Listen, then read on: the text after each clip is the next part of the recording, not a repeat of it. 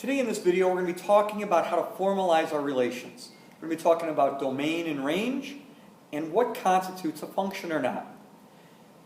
So to make it a little easier, domain are our input values or our x values. The range is our y values or the output values. A function is defined as a relation in which each input has exactly one output. So when we look at these problems here, we're going to kind of create a way to show these relations, identify domain and range, and identify if it's a function or not. So the first problem we're looking at is this one here. I have three different, and what we call these are mappings. This is one way to show relations of various numbers. And we see that we have this part going into this part. These numbers would be the domain. This is what we start with. In this bubble we have our range. So if we're looking at these, it's going 1 to 5, 2 to 8, 3 to 11. So when we identify our domain can be listed as 1, 2, and 3. Our range would be listed as 5, 8, and 11. And we can see if we want to identify if this is a function or not.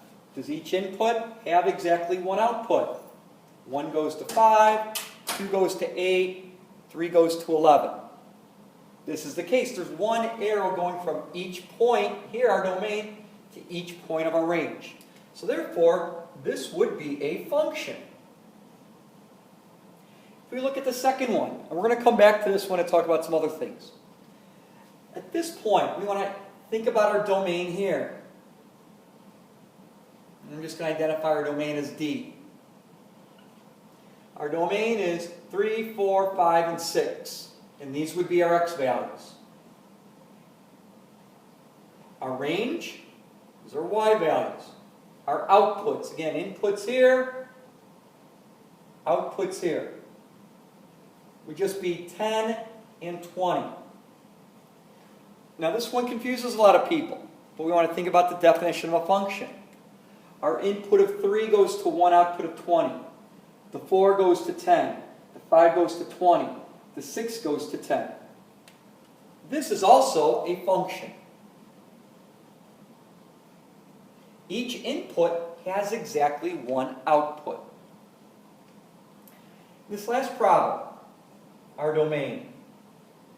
Again, the numbers here in the first one are -2, 0, and 3. Our range, we have -3, -1, +1, and +3. Now, is this a function? I see right here that this -2, this input value, goes to both the 3 and the -3.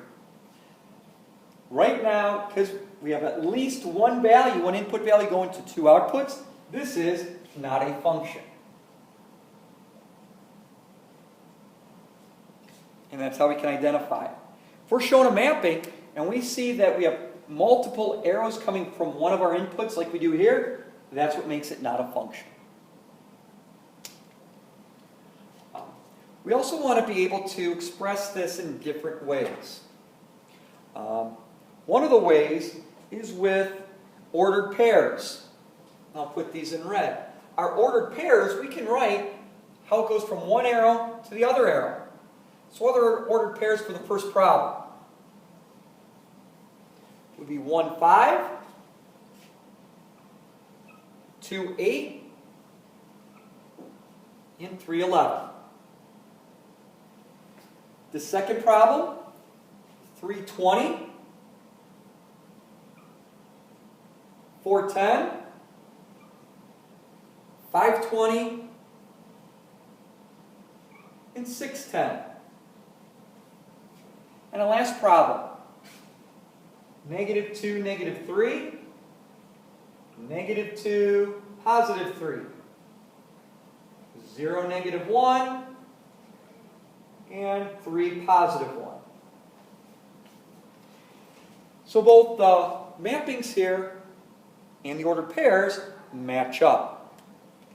A third way we can organize this data is with an XY chart, matching up our X values with our Y values. 1, 5, 2, 8, 3, 11. Over here we have 320, 410, 520, 610. And I'll tip this down when I'm done. The last one. -2, -3, -2, +3. 0, -1, 3, -1.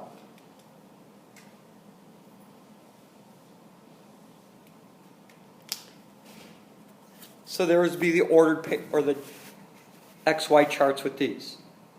All of these are the same.